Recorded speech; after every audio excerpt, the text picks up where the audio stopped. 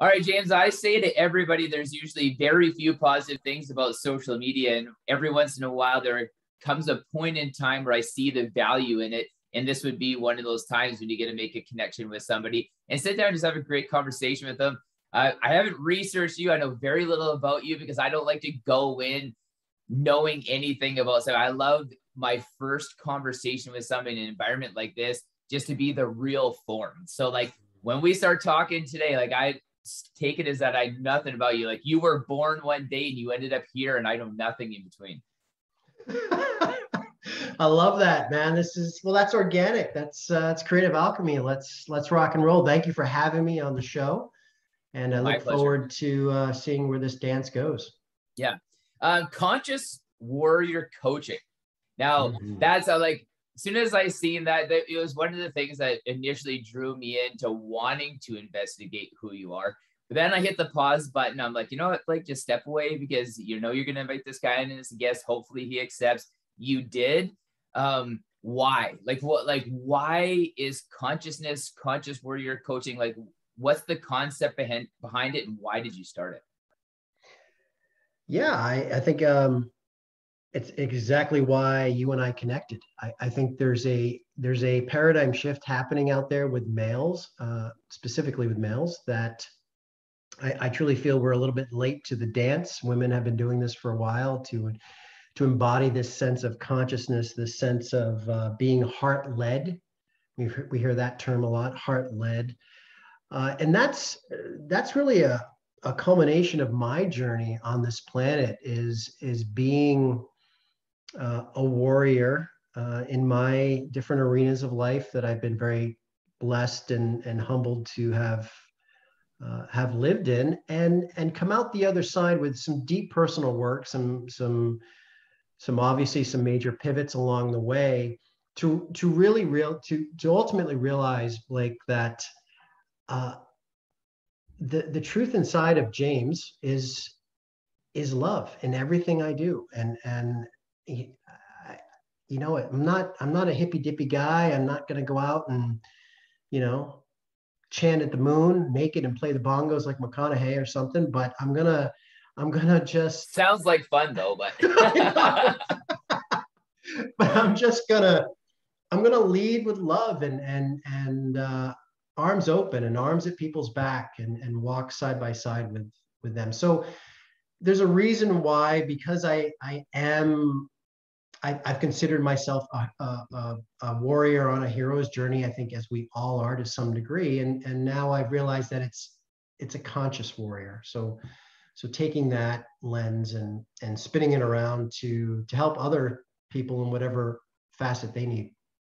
See, and you know, and this is like where the concept, like I love like heart, like really that speaks to me is just compassion, right? You know, like really that's all that means. And the more that we can be compassionate to, you know, people, whether it be male to male, female to male, any one of these situations. But I always connect that back with being intuitive, like really bringing it back to like listening to our intuition, because I believe, like I wholeheartedly believe that our intuition is directly connected with our compassion. You know, and the more that we listen to our intuition, we're more compassionate with ourselves. And when we connect with that internally, there's no way that we can exude that externally. Like, do you agree with that concept? 100%. And it's not some elusive Da Vinci Code. I truly believe we all have the ability to be intuitive. And even in my journey, I can look back and I can see the seeds where it's like I've always had this feeling. I didn't know what to label it. I didn't know how to read, and I just kind of instinctively knew certain things and felt energy. And then, of course, as I dived more into the world that you and I live in now, it's like, yeah, man, it's a doorway to compassion. It's a doorway to a lot of things, honestly, to just being an elevated human being, to be honest with you. Do you think like the two things that led us awry are the American dream and heavily urbanized environments? Because both of those things cast a huge shadow over intuition and compassion. Because how can you be truly connected with your intuition and your intuitive experiences when you are berated with noise all day long in like urbanized environments? But then like the American dream is all like, get the fuck out of my way.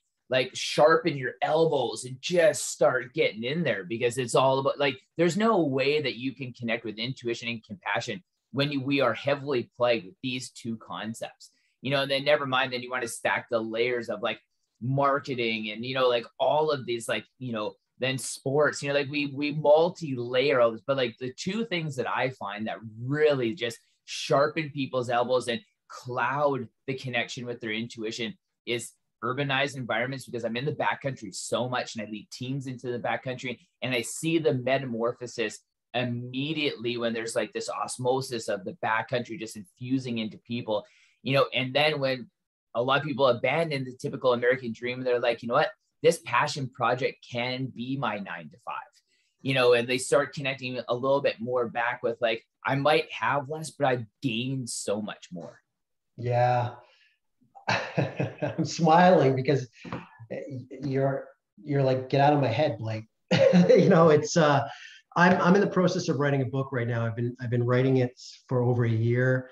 I'm passing it off to the publisher in 2 more months. Super excited, and it really, what you just talked about is the crux of my book, and I boil that down to one word. Those two things, I boil it down to one word, and that is expectation. Yeah.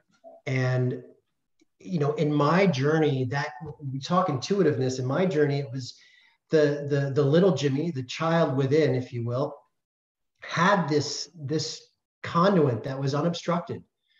And it wasn't until I moved to New York City when I was 23 and a half, I stepped into an arena of life, real life.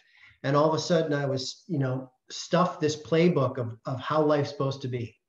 Do this, wear that, save this, get married, have this many kids, worth associated with all these external things. And so, yeah, so then that conduit, as I went through my life, that conduit started to get blocked. And of course that fissure happened between my inner child and me. And I went on this path, weaving an egoic sword, if you will, and living for all those external things that, I was putting self-worth to.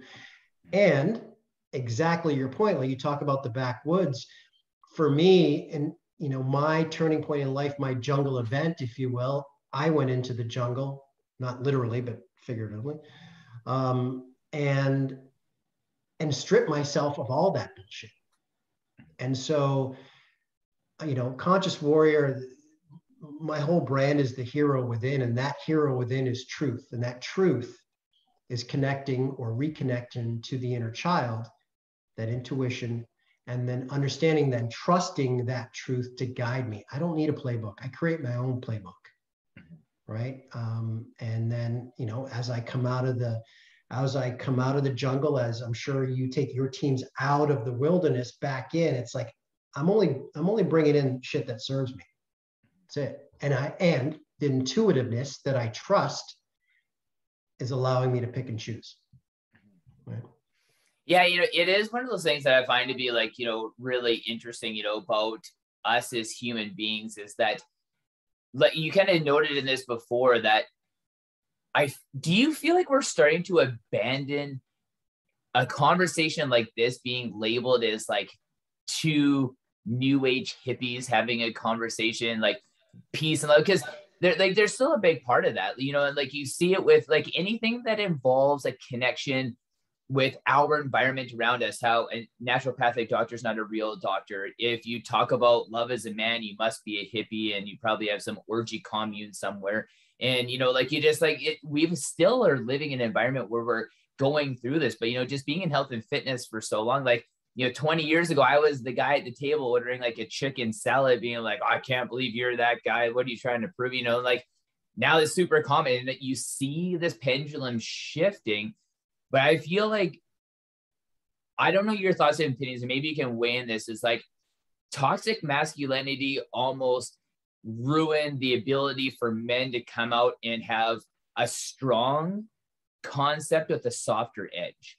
Because it's like, just because I'm goal driven doesn't make me toxic. Doesn't make, just because I'm a man doesn't make me toxic. But if I don't think you're a man because you don't have hairy legs and smoke a cigar, then yeah, like that's just an asshole. It's not like it's not a toxic masculinity. Like you're just an asshole. That's all it really comes down to. You know, like so like, but you see like how I feel like a lot of men in this space had to choose between, are you a man or do you buy into toxic masculinity? And I'm like, hold up, like there's a big middle ground. Like there's just like this guy, you know, here that just may be super connected with his emotions. And then there's this guy that's just a straight dick.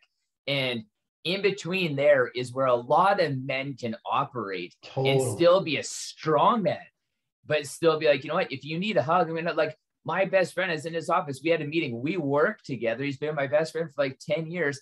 And we're all like locking horns on a concept, but we both know we still respect each other. And at the end, I give him a hug and, you know, like he has a tear running down his eyes because he's so overwhelmed at work. And it's like, bro, and then we send a message to each other. We still love each other. You're like, love you, bro. Thanks for the meeting yesterday. And it's like, I don't feel that the opposite of that guy is toxic masculinity. I look at it as like, I'm just a human being. That's all I want to be, you know? And if, you know, in a situation like that comes along, like I just want to operate in the light of being a human, not being it operating in an environment where it has to have a label of something. Yeah. Because if I'm not operating toxic masculinity, what's the alternative to that? Right. And I don't even know. Like that's a question that it doesn't seem like a lot of people can answer. It's like, well, if I abandon this toxic masculinity concept that I never really felt like I was anyway, well, what am I now? You know, am I not a man? Am I still a man? So you get up in this like confused state, but like always bring it back. I always tell people, I'm like, why can't we just be a human being? Yeah. Like, you know, like, and that's just the base. That's just the foundation. It doesn't need to be like a thing. It's just, this is our thing. And we've lost sight of that in such a degree that we don't have the community that supports that. When I am just a human being, you and I can coexist in a community in a very harmonious way. But like when it becomes like a label, whether you're this guy or this guy, then, well, you have to choose a side, and that's where polarization starts. Oh yeah, yeah, 100%. There's a reason why the Neanderthals died out. That's what I always say when we talk about men and we talk about toxicity. You know, the alpha male. Well, I'm a conscious alpha male, and you know, you talked about the extremes and the labeling and I use this analogy for everything in life. I come back to it, and that is, where do we find our middle lane? And you know, take my young girls when I used to take them bowling, right? Go in the bowling lane, and we put up the little bumpers on either side of the bowling lane, right? So they throw the ball and it bounces and goes, but they're in that middle lane. They're never going to go over here. They're never going to swing this way. And if we can, each of us as men, and since we're talking men, as human beings though, can operate in that middle lane and do the work to understand what type of person we are, that's the sweet spot. Because that middle lane is exactly the scenario with you and your bro at work.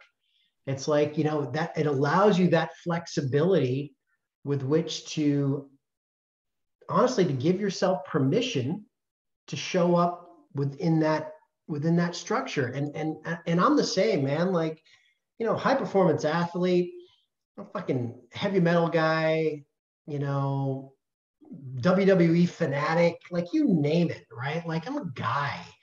And yet The Notebook's one of my favorite movies. I cry at every fucking Hallmark movie, you know, like it is what it is, right? And there's some days I operate with more of that masculine, to label it. We don't want to label it, but you know, more of the get shit done. Yeah. And then there's days I show up where I'm honoring, you know, the feminine part. And I'm like, oh man, it's ease and flow, it's peace and love. And when I talked about that jungle event, Blake, coming out, the strongest thing for me was to embrace the feminine side of that equation. And now it's like, I feel like I'm fully loaded to kind of handle whatever comes my way. See, and sorry, just to like jump on you there. I apologize, because this is a topic that I have a topic of conversation I have with a lot of guys I know. Well, and women too, but mostly guys. Why are some emotions feminine and why are some masculine? Why are they not just emotions of the human experience? Because like, I agree with you. My oldest daughter, just because my youngest two don't really get it yet because they're too young, but she's just like, she'll look over at me and we're watching like the Lion King and I'm like, motherfucker, like, and she's like, why are you crying? And I'm like, because I have life experience and you don't, like, right. I get this. I'm like, they're talking to me too, not just you. You're watching these lions run through the savannah, but I'm just all like, I know what it's like to fight against tyranny, like I got my arms shackled and I'll lean in with my shoulders and like this. But I told her, I'm like, I'm not crying because that's sad. Like, I'm crying because I'm like, I know what I've been through in my life. My life experience is just like, you earned the right to cry watching this because I know what I've been through. No matter what is, like, that's my connection with this. But I always find, again, it's like, this is that polarization where it's just like, if I cry, is that connecting with my feminine side or just more of me as a human being? Because we have all these emotions that literally carry all of equal value, but we've been indoctrinated to think that like these emotions are in category A, these emotions are in category B. And we have, when we think of them or we feel them, we put ourselves in that category, except for always bringing it back to category human, because all of these emotions have the same and equal value to us. We can't hyperpolarize to like one, like, yes, I want to be strong. But as we know through life experience, especially as men, one of the strongest things that you can do as a man is show humility, not bench press 300 pounds. Mm-hmm. But like, I still feel like that's just like me tapping into my human experience versus my feminine experience. Like, how do you feel about that? Well, I think, I guess it depends on the context of discussion. So, if Blake and James are trying to change the label world, it's like, fuck the labels. This is a human being experience. Mm-hmm. Just James Gardiner, the human being, cries. It's not James Gardiner, the feminine side, decides to cry when he's watching America's Got Talent with his 10-year-old. Mm-hmm. No, right? It's just my human experience. So I agree with you 100%.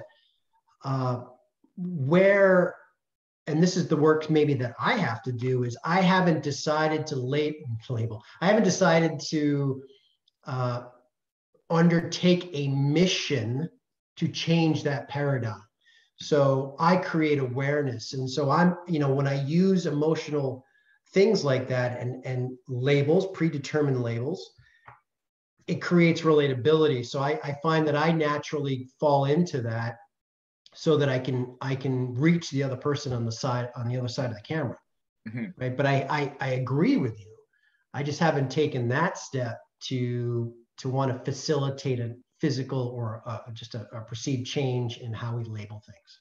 Yeah, but you bring up even something that I feel all the time, and like that's our programming. And I remember Laura Interlandi, like this was like 2 years ago on this podcast when she sat across from me on camera. It's like, when we have a thought, our first reaction is our programming, and our second reaction is our intuition. And if we wait long enough before we speak, we'll tap into our intuitive response versus our program response. And I see like what just happened with you, where like you didn't want to say label, but you go to say label. And I'm that way too, where it's just like, we need to categorize things. And that's why I've started pushing back so hard against that, because like, it takes a certain type of man to want to sit across me and say like, can you tap into your feminine side? It's like, like you'll get a lot of men who are just like, oh, I ain't a bitch. They're like, no. Like, right. Like, that's not what I'm saying. Like, that's not what I'm saying at all. But like that, like right. When things carry like like a label or a stamp or whatever we want to call it, it's like people instantaneously, based on our programming, have to fundamentally make a choice in a split second, and it changes the entire narrative of your conversation. Mm-hmm. And I find like that's like where it's either we win or lose a true connection with somebody, to be able to just have like a real honest conversation. And I feel like it's a great perspective for like you and I, because like I think you and I are both the type of people where you want to abandon like that programmed thought tap more into the intuitive thought and say like, where's this going to lead us? You know, and I love it because every time I look at you, I can see the adventure tall ship on it. I'm just that's life. You know, I'm a very Taoist methodology, liver thinker, believer. And, you know, adventure screams my name. And only is because like adventure is an experience, and experiences connection, and connection is what makes me whole. You know, and like, again, like this is to me like the powers of what social media can be, because you can find other people who are like, this is how the narrative changes, is like, especially with you, you have a ton of influence. You speak a lot, you involve yourself in a lot of different communities, and like, you have a real power to be able to make change, not only just for men, but for like the human experience as a whole. Yeah, thank you for saying that. And I do feel responsibility. I think we all have a responsibility to step up. Could you imagine what a collective impact that would be if we all took some responsibility to elevate the human condition, not the male condition, not the female condition, but the human condition? It's a powerful thing. Yeah. Why do you think, like, outside of like an American dream, or like we came here because like people really formed or helped forge this landmass that we call home today, based on all these concepts of just wanting to be able to be free? Why do you think that we're so innate to be able to keep backing ourselves into corners? Like, it seems like it's like human nature to like back ourselves collectively as a community into a corner. But it seems like that there's a certain group of people, to take like First Nations people in Canada, or, you know, like the US, and we have different examples of this around the world, where people never really truly had that, or abandoned that altogether, and said, I choose harmonious living across the board.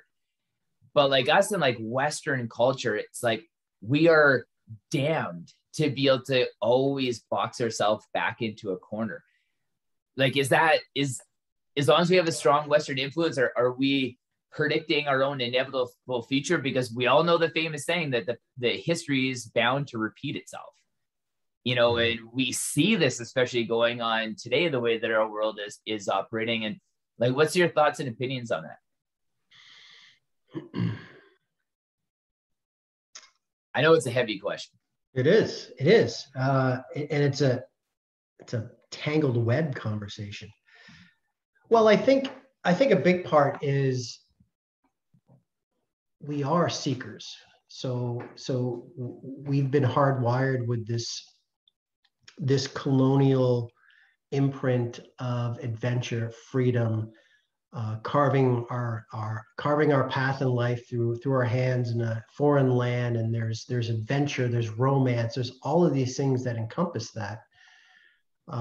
And so we create. So we have this need to dominate, this need to take charge. And a lot of times take charge, not realizing that we have to pay the price for that action, that building, this, you know, war, this domination, this whatever it is. And then we instinctively, I think, back ourselves into a corner, because then we struggle with, again, I'll use the word expectation. What's expected of us, you know, when, you know, what's expected of people when they travel to a foreign land, and they don't really care or know or want to care if the land belongs to someone else instinctively. So they're always driven. I think, if I may, I think those type of people are driven by their own need for something. And you talk the opposite, which are some of these harmonious cultures that I would say that don't operate that way, right? It's not a self-fulfilling prophecy. It's a harmonious way of existence. And so they take, I don't know if you want to call it ego, whatever it is, that is out of that equation. So you could possibly boil it down, Blake, to ego. I don't know. Is ego the thing that puts people in a corner? Yeah, and, you know, and when I look at it, like, I think there's multiple ways that we could boil this down. And I always come back to this concept. And I know it gets shuffled around a little bit, but I don't think it gets enough airtime as much as what it should, is constant innovation and advancement healthy for us? Like, I understand that there's components that may make your life easier, but we all know an easy life isn't necessarily a better life for us in the current physical, mental, and emotional state that we operate in. Because, like, we know if I want to lose a little bit of facial hair or arm hair as a human being, it's going to take me about 10,000 years for a subtle change biologically. Like, we just know that. So there's no way that we can adapt mentally, emotionally, and physically to our ever-changing environment now. Like, do we get lost in the shuffle of the way of technology? I do. I firmly believe that we are in many ways de-evolving with the advance of technology. So it's kind of a counterproductive thing. And so in many ways I do. And I feel as a whole, there's a lot of desensitization that's happening. There's more perhaps selfishness than ever collectively.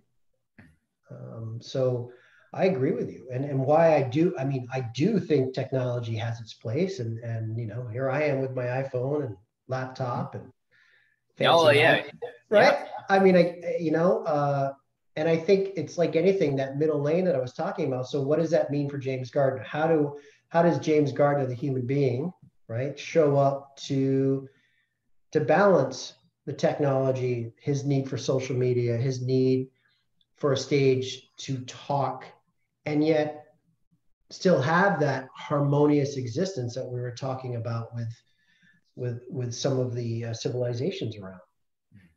What do you do to disconnect? that almost says it all right there. Great. Well, there's a lot of things. For me, music is what I do. Sometimes I'm compelled to get in Mother Nature. Sometimes I'm an ocean guy. I think you're probably a woods guy, right? I'm an ocean guy. So you stick me on an ocean, on a bluff somewhere. That's my reset. Oh, it's been that way since I was born on the East Coast. Same thing as a kid. That was my calling. I just instinctively called there. What do you feel inside? Like when you're sitting there on that bluff, like overlooking the ocean, like what happens inside you? Oh, it's juicy. I feel whole.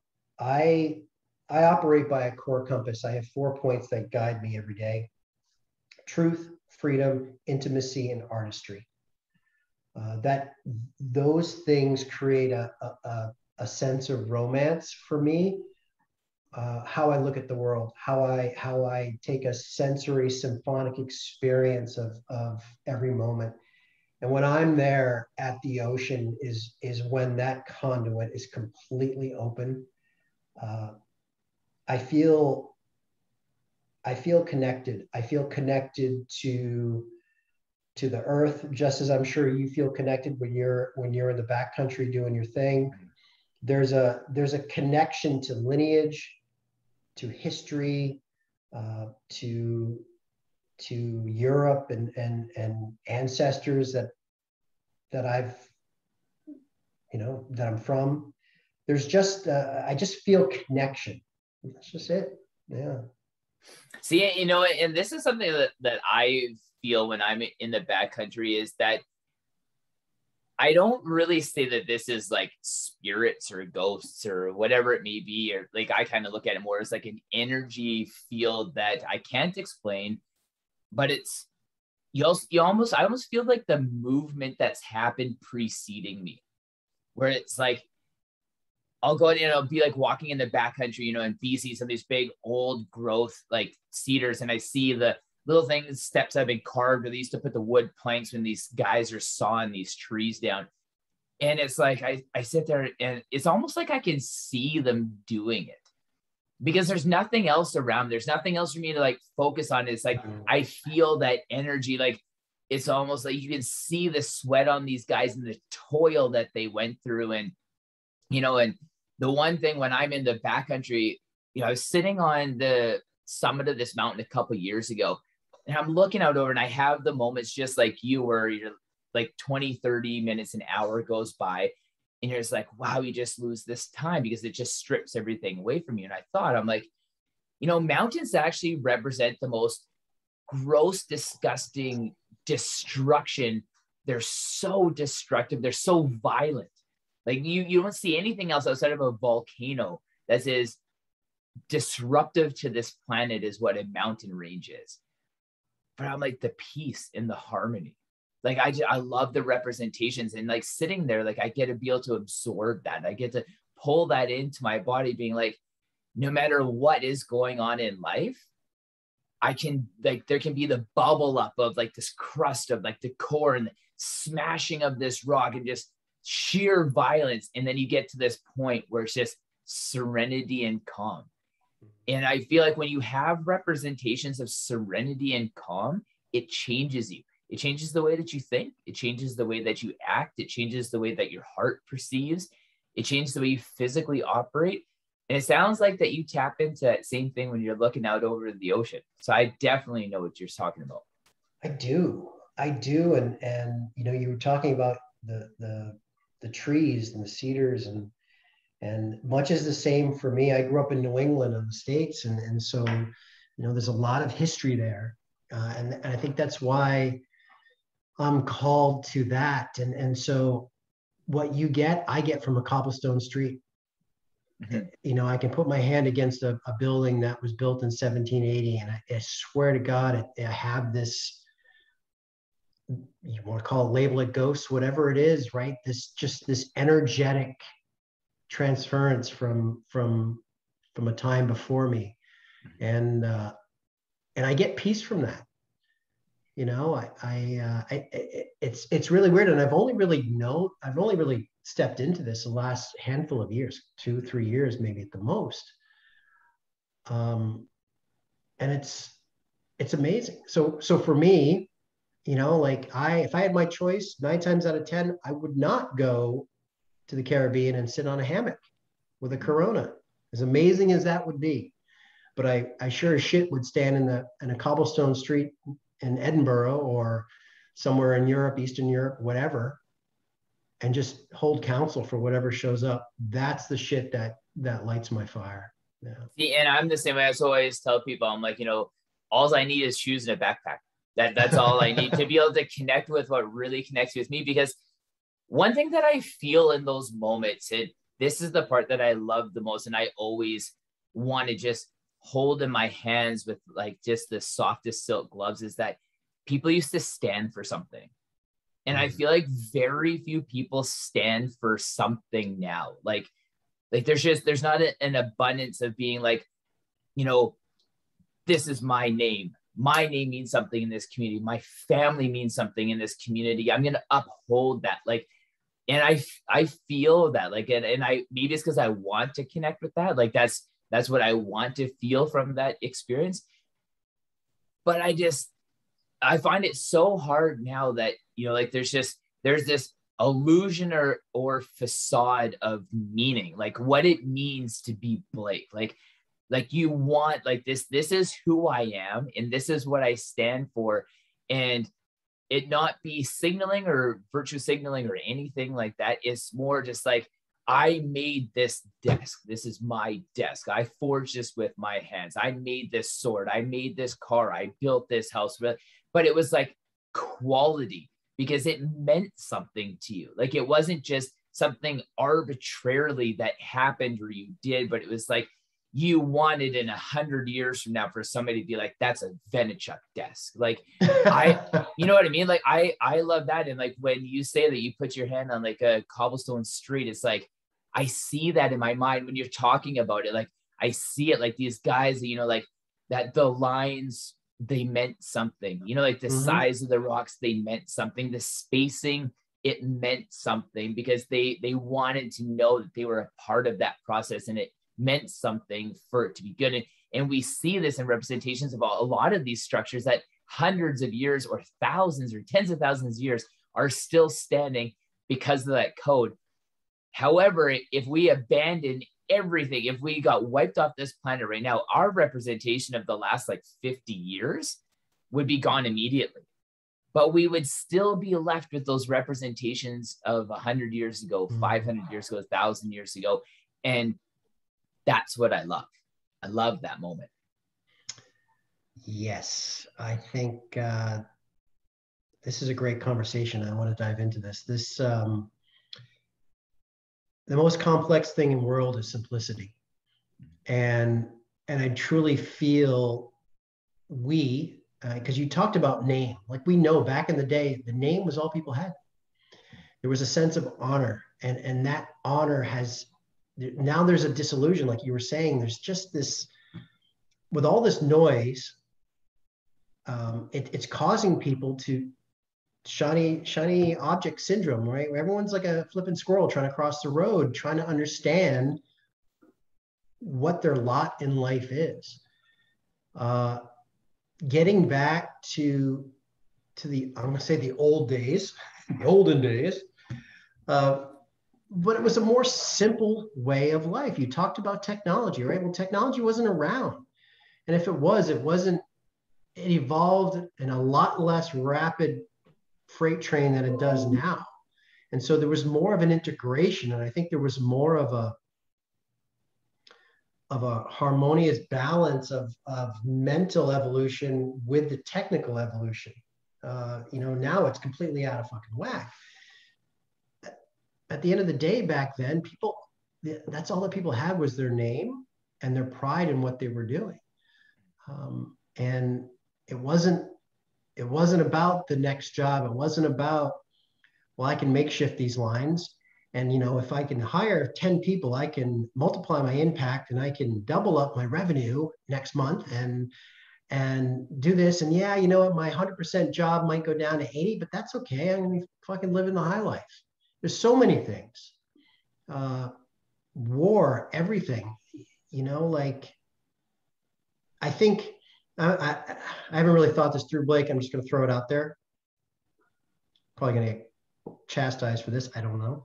I think to be a human being back in the day, a good human being, took a hell of a lot more balls and fortitude than it does today. But this is one thing, like as you're talking, sorry to cut you off, but yeah. This is something that I come back to all the time, is there's real integrity. But like, how many people do you interact with in a day, in a week, in a month, in a year where you're like, that motherfucker has integrity? Like, it's so elusive. And with technological advancement, integrity has gone rapidly down. Mm-hmm. So like, why would integrity ever be compatible with technology? But it has been. It's one of the things that's been most intrinsic with the advancement of technology, is like integrity, ethics, and morals just have been absolutely corroded. Because like when you look at that, like it's really like our integrity is what has changed. And this is like what people don't want to come back to. And like where you said, like I see this routine, I'm like, if I was like, hey James, like let's embark on this business deal, I'm going to hire you to be able to do the paving stones in my driveway. And you're just like, well, I got these other jobs, I'll have it done in 3 weeks. And then it's done in 3 months. It's done, 35% over budget. It doesn't even really look the way that I wanted it to, but we become like, that is satisfactory almost for both parties. Now, rewind 100 years ago, and I know that this is a real in-your-face example, but like I choose to always have examples that show extremes. If I was like not happy with that job, I took my glove off my hand and I slapped you across the face and said, I challenge you to a duel. Take your 10 steps at noon, sir. Like, you will make sure that is done in 3 weeks. It'll be done impeccable, and it'll be done on budget or under budget. Like, what happened to jobs being under budget and that being passed on to a customer? Like, that's completely elusive now, but that used to happen all the time. That's mad talk. And people used to pride themselves of being like, you know what, I saved you 10% because I got the job done under budget. Now it's just a way for a GC to be able to earn an extra 10% because then they can say, well, this is what the project was quoted at. This is what I came in at. That goes into my pocket. It doesn't get passed on to the customer. But like when there was actual immediate consequence, whether that be 10 steps at noon, whether that be your family name gets tarnished in your community, but these things had immediate impact. We don't have immediate impact in the news cycle is every half second. Bam, bam, bam, new news. Like your old news by the time that the thing has happened and come around anyway.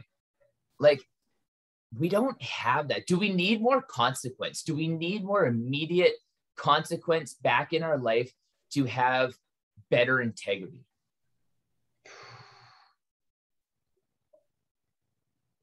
I think integrity is on par or is a direct result of how high the stakes are in the game. I think back in the day, there is no easy street. There is no safety net. The cobblestone bricklayer, stone mason, whatever he is, man, if he didn't do a job, he wasn't going to get paid. He wasn't going to be able to put a flipping loaf of bread on. And I think the stakes have increased, have decreased, excuse me. So the stakes have decreased. Yeah, we all have bills to pay and I get there's a class still in society and all that, but with the healthcare system, everything, like there's still a safety net. I know there's some unfortunate few or not few, there's more and more that are definitely homeless, which has always been the case in the world. But I think for a collective whole, there's more of a safety net than there's ever been. And whether you want to make money, whether you want to lose weight, whether you want to make the Olympics, build a business, what does it come down to? Stakes. How high are the stakes? What's the level of priority in your life? What's the pain associated with it? That's a facilitator of change, good practice, and all of that. You're talking about these GCs, right? These general contractors, and at the end of the day, maybe it's because we've evolved in a bad way our relationship with money, right? Money's always been the thing. I mean, money provides food. I get that. But now with this false sense of reality, if you will, and expectation book handed to us, well, we can do this. We can shortchange the customer, get away with it because it's a common practice. Well, it's common. Everyone else does it. So fuck. Right? Again, no one's really self-inventory. No one's checking their truth, checking their intuition, checking their own moral compass. I mean, there are some, absolutely, right? But how big are the stakes? I go back to that. Yeah, and like this is, like you say, you made a good point about like it's surely coming down to like how high are the stakes. And now because of like a lot of these social safety nets that we have, like you've taken like any real sense of I don't know whether it be abandonment or what the actual like term would be, but like reliance upon oneself to have a basic living. Because like we can't live like in the past saying like, well, if we don't have these social safety nets, it's going to be like you're working 7 days a week for 20 hours a day in the salt mines. Like that's not even a reality anymore, but it seems like that's the narrative. Like we need these social safety nets because it's like that's the alternative. And it's like, but it's not. Like it really isn't. And you see this, especially now, like how many employers are struggling to be able to find employees.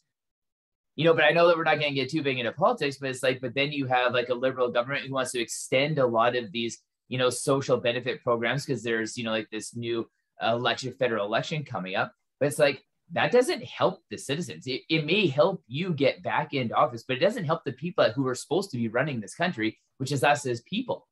And we look at like the more that we have this, like you can go out and you can get a job. It might be a job making $15 an hour or $20 an hour, but you know what? The beautiful part about this land is we have the opportunity to be able to make 15, then 18, then 20, then 25, then 30, then 60, then 100, and then you build upon something But again, this is where, to me, like, it comes back down to the integrity. Do you have the integrity long term to be able to see that plan play out? Like, what is your succession plan for when this stops? What are you going into next? What's happening next? And you see it with like your accomplishments, like you see them on the board of representation behind you, like simply that you are, in a rowboat, like you are rowing, like that alone, when somebody embarks upon like a sport that is just horrendously hard to be a high performer at, like that's that kind of integrity that gets lost. Because if there's a social safety net for rowing, it'd be like riding a fucking electric skateboard now. Like, it boggles my mind. You're saying like this guy is like drinking a huge Slurpee while riding his electric skateboard. And I was like, man, like, we can't get any lazier. Like, sure, it's fun. Like, technology is fun, sure. But like, man, like, I had this conversation with my oldest daughter when she was maybe 4 or 5. And, we were driving down the road and there was somebody in an electric wheelchair. And she's just like, why does that person get why don't they have to walk? And I'm like, well, they might not actually be able to walk, and she's just like, well, I would love that, and I'm like, no, you don't. Like, I understand why it's appealing, because walking might be moderately taxing, especially you being so young, but we don't want to glorify that. But you speed it up 5 or 6 years, there's electric scooters, electric skateboards, electric bikes, like electric all bikes, of these things that like we can't get any lazier. And I feel like the lazier that people get, the more that we lose that sense of integrity, because integrity is hard. Like, integrity is really difficult to be able to make and maintain. And, that's why, like, I posted like another video on my Instagram account today, is like when I was pushing that 1,100-pound weight sled last year. And it's like, I need those things to forge that in my mind. I need to shove my mind and my body in the fire, and I need to pull it out and put it in the water, because it's like, when life pushes, it's like, motherfucker, I'll push back. If you think you can push hard, like, bring it in. I don't like that attitude is initially attached to ego. And I know a lot of people say, oh, it's like, it's your ego talking. It's like, no. I'm like, that's my integrity saying I can stand up on my feet. Like, when I was almost dying of hypothermia in the cave in the backcountry, the only thing that got me out is like my integrity and will of wanting to live. It wasn't my ego saying I can beat this hypothermia. It's the same mindset that makes me want to push this 1,100-pound weight sled. It's like all these things that we accomplish in our life, but I know I need that. Like, I need those moments. And when I don't have those moments, I don't like who I am as a human being. Like, I couldn't imagine if I was that human being day after day, week after week, month after month, year after year. I know the inevitable destruction of myself. Not having that is an absolute necessity, because there's very little that I do in my day now that's going to tax that. When I was still a farm kid in Southern Alberta, absolutely, I got taxed like that all the time. When I was an athlete, I got taxed like that all the time. My life now does not tax me like that. I need to create those environments, but it takes a lot of integrity to be able to want to do that.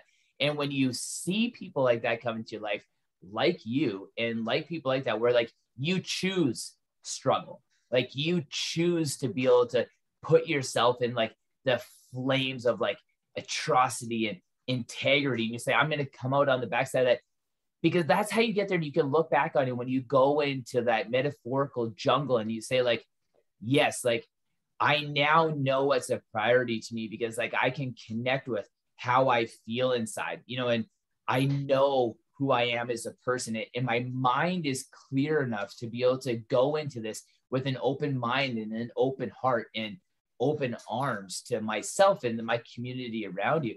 It's like that's hard. Like, that's a lot of work. Like, you can probably contest that over the last 2 or 3 years for personal development have probably been some of the hardest of your entire life. 100%. Without question. Your integrity, I think what just landed for me in that, on your little discussion there, which was awesome. This kind of forged, you need that forge to solidify and create your weapon, your sword of integrity. And I think that is the shit that prevents you from falling into the entitlement zone. And I think there's more entitlement, or this sense of entitlement out there with people than ever before.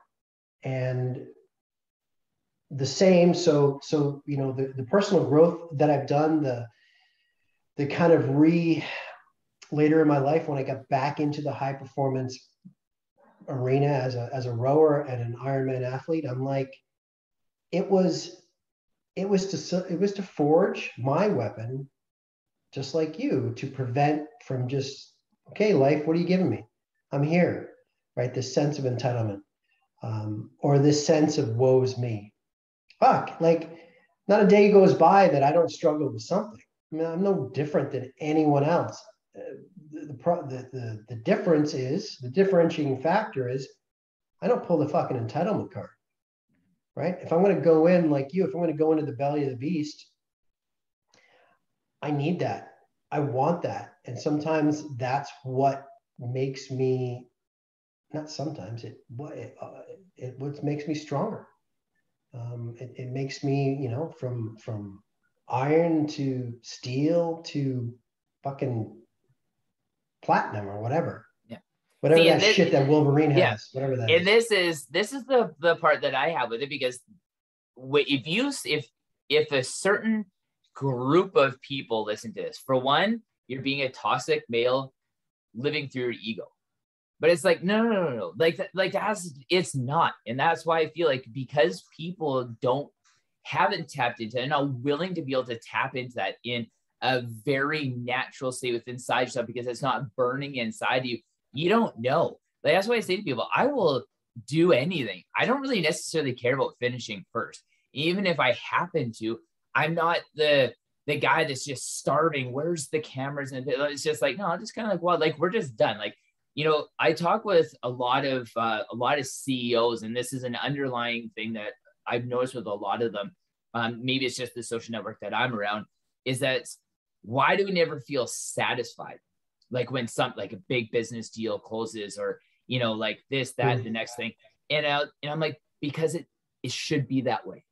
You know why? Because when you wake up every morning, when you work towards that, that's the inevitable outcome. You don't need to celebrate that, because the celebration game every day that you worked your ass off, every day that you went through. And I'm like, and if you did it with like an ethical and a moral and integral code, then you celebrate every day, because you start true to who you are. Your word means something. You mean something. When you step out in that arena of the world, your ethics, your morals, and your integrity, they mean something to you. That's the victory. Not at the end, because at the end just means you get the pleasure of starting something new. Yeah, and exactly. It's just the end of the chapter, and then what's next? Because every one of those micro events, podium events, I call them, right? Micro, macro, every one is a step of growth. Every one. So I don't know about you. I want to keep growing in life, and so how I do that is to have that mindset and that mentality of continually stepping on the podium. It's not necessarily a self-worth fucking medal that I'm giving myself or any other recognition. No, it's like, this is what I need. I'm hardwired in a way to set a goal, to honor that goal. If it's aligned with my truth, which it is, I'll honor that goal, create a plan of action, dedicate myself to that plan of action, show up consistently, good, bad, and ugly, course correct, pivot if I have to. And if I fail, it's never failing. I fail forward. So it doesn't matter. So then it's just, okay. I wipe the blood off. I get up. What's next? And I know and when we're in that, Blake, you know as well as I, you know, it's some heavy shit sometimes. When we're removed from the picture frame, I can be like, yeah, like I can look back at those 3 years, those 2 years specifically that I went into the jungle. I'm like, holy fuck. If I actually sit and, you know, in my book writing process and go through that, I'm like, what the fuck was I thinking? what an idiot. Like, oh, how the hell did I survive? But when I'm removed, I'm like, but look at me now, right? I would not be here talking to you if I didn't do the work. I would not be here speaking on stages and getting on podcasts and just having conversations with people of contribution if I hadn't done that. And I wouldn't have had the ability to do that if I didn't get into the sports arena previously, or have the balls enough to move to New York City when I was 23, not knowing a soul. And whatever the case is, right? Everything leads, a step of growth leads to more and more self-actualization. See, and like that right there is when I always speak upon the fact that why don't you want your tool to be sharp? Like you're sharpening, you lean into that grinding wheel. When you go to the doctor and your leg's broken, you want that guy to be able to set a bone. If you need to drive somewhere fast, you want to press on the gas pedal and that car goes. When you fly somewhere, you want that plane to stay in the air because those tools are sharp. They've been sharpened. They've been honed. They're there to have a purpose. They serve you in a very specific, purposeful way. And that's what you're doing. That's why I love it. And that's why I know that you're one of my people, because it's like, that's your goal every day. Like this sword's going to get rusty. It's going to get dull. It'll get heavy. It'll get weathered. Somebody else might use it. It's like, no, like this is me. This is my way of staying sharp. So when I need my tools and my resources, they're sharp.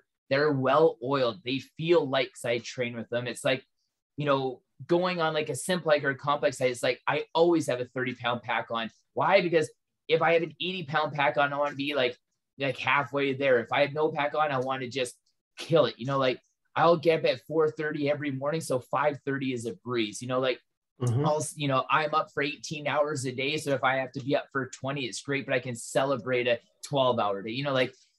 Got to keep those tools sharp, and like that's but why is that missing? Do we feel, or am I looking at the old world through rose-colored lenses, thinking that there was more people like that, where it wasn't so dirty? It wasn't like, oh, look at you, toxic masculine men with a huge ego. It's like, but again, like I'm just like, no, I want to believe that men and women all used to live like this. I don't want to think it's just like the people like, you and I and the millions of other people like us that we're this new class of people. It's like, no, like we're the fruits of the motherfucking seeds of the past. Like we're not, there's nothing new about me, but it's like, yeah, you want to say like I might be a Southern Alberta farm boy, so waking up before sunrise is just in my blood. But it's like, well, no, because I haven't had to do that for 30 years. Like this is who I am because this is who you are. And we're similar in these capacities. And there's a vast network around us. But you always talk to those people, there's like, I kind of feel like I was born at the wrong time. Yeah. Yeah, there it is right there. Great question, though, in terms of, what was it like back then? I don't, thinking about this, I actually, I think human society has always been this way. I think there's been always a large denomination of people that press the reset button every day. And within that group, there are the achievers, the honorable, the integrity-driven workers. And then there's people that just get enough to get by and maybe lack inspiration, whatever. And then you have your percentage of people that are pushing the envelope, that are always leveling up. Back then, if we want to label, put a romance spin on it, right? The explorers, the adventurers, the honor of forging into a land and carving your path, whatever. And then you have the group of people that, they can't get out of their own flipping way. And I don't think that's changed. I think that is human nature. I don't know. And I'd love for your input on this. I don't, if you completely disagree or not, but I don't know. There's people out there that subscribe that everybody has the given potential, and that may be in reality. Everyone's has the potential. What childhood trauma, what environmental experiences, what genetic hardwiring and all that stuff plays a part. And what I've seen though is I'm in this lane. Mhm. There's this lane on the highway, there's this lane, and there's this lane. I'm in this lane of society, right? The Blakes, the James, the Rich Rolls of the world. Boom. Yeah. That's where I'm in. See, and so I just jump in because you asked, like, Yeah, go for it. So I think a few things here. I think the baseline has changed dramatically, and the middle ground has become more vast. There's a canyon now instead of a stream, and the baseline is dramatically different. And I say this because I look at it all the time. I'll pick on women, then I'll pick on men. So women who, I know tons of women who feel that are stay-at-home moms that feel like they're extremely overworked. And I'm like, you have a nanny for one. And for two, your kids most of the time are at school all day. And most of your day is kind of like going to the gym, socializing with your friends, getting your nails done and shit. I realize that's not every woman. I said I was just going to pick on women in general, first off. But I'm like, that shit's not hard. A woman back in the day when it's like you have 4 or 5 kids, there's nobody around. You're baking bread, you're jamming, you're pickling, you're canning, you're washing clothes with like a cheese grater in a bucket. You're spinning them through a wheel by hand. You're hanging them on clotheslines. You might have to trek a half a mile to a well to be able to get water and bring it back. You're gardening and foraging for your food to put it on the table for your family. Motherfucker, that shit's hard. That's not even men today. Not saying men or anything, but that's not even the most high productive men today. That's true. But then you look at like men, and I'm like, bro, you can't even do 5 fucking push-ups. Man, you can't even run a half mile. Like your tool is completely useless. Like, let's just be honest. Like, if it comes to hopping in your air-conditioned car and driving down to 7-Eleven and getting a fucking Slurpee and a Snickers bar, bro, you're great at it. Like, let's just be honest. But I'm like, our baseline is terrible. Absolutely terrible. Like the baseline before, like 100 years ago, was ruthless. Like, it was ruthless compared to what it is now. Like you and I are standard women of 100 years ago. Like, thoroughly. Like no joke. Like, I'm like, man, I killed this like weight. It took me 20 seconds to push that weight sled 40 feet. Like, give me a fucking break. Like, yeah, it might have been an accomplishment, but like, I'm not like tying one child to the front of me and one child and 2 screaming kids. I'm trying to garden and I'm wringing out clothes, and like that shit was all day, every day. I'm not that woman back then, no matter what I do. Yeah. I can sit in any ice bath. I get whatever, but like, I'm not even like an average woman of 100 years ago. So that, to me, the baseline, garbage. But the baseline, the baseline is hinged upon survival. So and stakes, right? So the survival aspect, that woman, she didn't need to go put her ass on a elliptical. Yeah. She didn't have to go get her nails done, right? The guy didn't have to go and fucking play squash or whatever, right? They had a field attendant. They had laundry to do because the stakes were there. If they didn't, their life would crumble. But look what we've created: more mental health issues than we ever had, more medical conditions than we've ever had, more physical conditions that we've ever had, more labels than what we've ever had, more polarization than we've ever had, loss of community in an astronomical rate, an actual pandemic of rural communities, because everybody's moving to major urban centers, and the amount of rural cities that we've lost in Canada over the last 25 years, if you look at the statistics, is mind-boggling. And like, this is what it's created.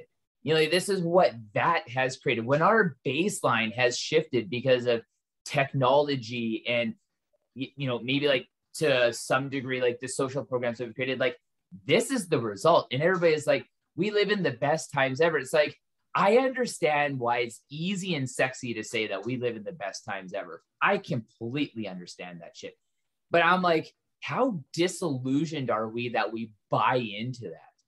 It's like, how can you say that this is the best time ever when the smallest percentage of the population has any kind of fundamental ability to be able to experience life? And those motherfuckers' mental health, like 80% of them is bad because of how they got there and how they're living. And I'm like, how far do you have to go to look at the statistics that the happiest people in this world live in third world countries? I know, right? And it's like, they're like, no, that can't be true. And it's like, the problem is that, yes, it is. And the problem is that that's your response, is that It can't be right. It's like, no, that's reality. Like what we've created here with this marginalized baseline is like you take like men, you and me, the soft version of you and me. And I'm only going to say you and me because we're talking right now. The soft version of us would have been putting in the Canadian Pacific Railway during wintertime through the Rockies. Like that's the soft version of us. Because that was everybody. That was a huge percentage of the population. I couldn't, if somebody was like, here's a pickaxe and a hammer and spend 20 hours of your day and then go live in that shit for the other 4 hours and wake up tomorrow and do it again, I'd be like, oh man, I never ice bathed enough and I didn't push enough weights. So I should have done more battle rope and I should you know what I mean? Like I would not survive. Like I probably, but you know what I mean? Like that was the average person. So you take the average woman killing herself every day and like, should it be like that? No, but should it be that and where we are today? Not a chance. The divide is too wide, you know? And like, this is where like the simplicity of life has just corrupted us as human beings. And it's like, when can we understand that? It's like people in third world countries have it better than those guys pounding those spikes in the railway in the Rockies 100 years ago, 120 years ago. People in third world countries say have it better than that. Do all of them? No. But it doesn't mean that we should take the most impoverished country in the world and say like, that's how it should be versus how we are in Western culture. There's a lot of countries that live in the middle part of that bowling lane. And it doesn't have to be the thin, ball-sized gutters going down the outside, because there's a lot of people living in that middle lane. And we're just like, if we could only help them. And I'm like, you dumb motherfucker. Like, that's how we look at people. And that's how we look at those situations in life where we can't even look and be like, wow, every statistic that we can pull outside of what their house visually looks like when I look at it says that they're living a better quality life. But because they ride a bike to work in the rain and come back and they have sheets as walls. I was like, oh, that's terrible. Can't believe those people are living like that. Well, because their perception of anything is everything. And they've created their existence, and it's a simple existence, not based on anything other than the essential. And the essential necessarily isn't money. The essential is love, community, communication, and conversation.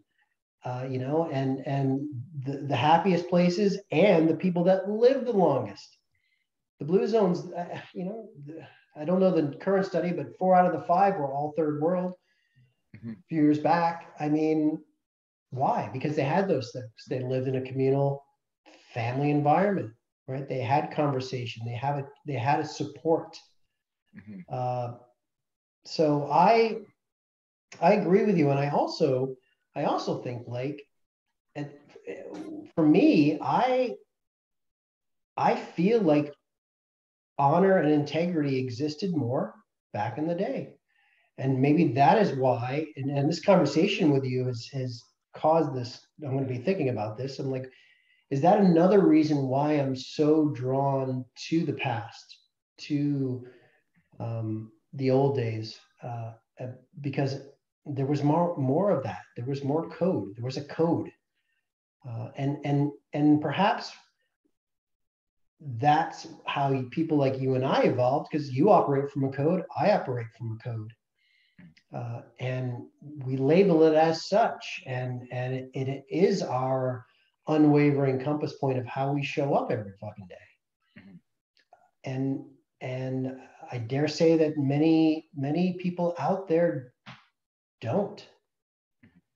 Well, and that's why I say to people, to a lot of the guys that I know, like in my social network, when I say, I'm like, you know what, I'm like, if we were Vikings back in the day, we would all be the guys standing on the front line, because I don't have a death wish. I don't want to die.